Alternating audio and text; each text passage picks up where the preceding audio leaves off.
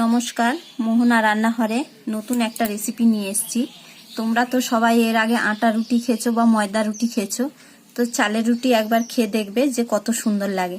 তো দেখো, আমি পরিমাণ মতন জল নিয়ে নিয়েছি 2 গ্লাস মতন, ওর মধ্যে নুন দিয়ে দিছি, দিয়ে চালের গুঁড়োটা দিয়ে এইভাবে আমি একটা ডো তৈরি করে নিয়েছি। এবার এটাকে খুব ভালো করে আমি হাতের সাহায্যে মেখে নেব। সুন্দর করে ডোটা আমার মাখা হয়ে গেছে। এবার আমি রুটির মতন লেচি করে নেব। এরকম সাইজের লেচিগুলো করব।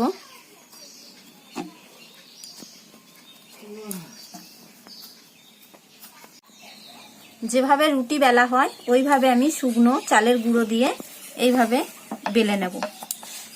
খুব চেপে বেলা যাবে না, আলতোভাবে বেলতে হবে, না হলে ফেটে যাবে বা মাঝখানটায় ছিঁড়ে যেতে পারে।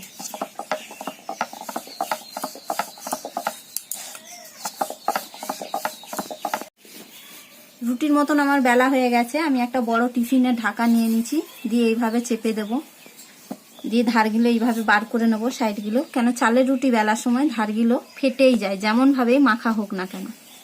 তার জন্য আমি সুন্দর করার জন্য এরকম টিফিনের ঢাকা দিয়ে কেটে নিলাম।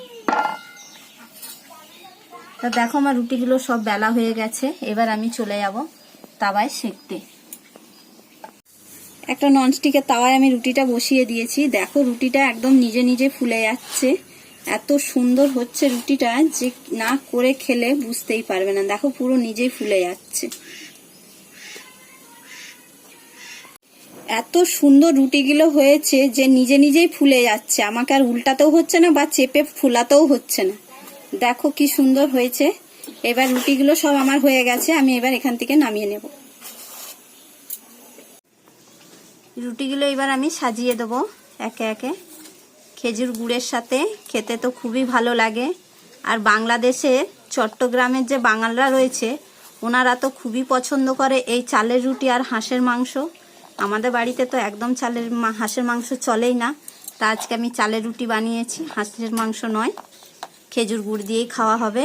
বন্ধুরা, তোমরা একবার এই রেসিপিটা করবে, খুবই সুন্দর লাগে এই রুটিটা খেতে। ভিডিওটা যদি তোমাদের ভালো লাগে তাহলে ভিডিওটাতে একটা লাইক করবে, চ্যানেলটাকে সাবস্ক্রাইব করবে আর কমেন্ট করে জানাবে।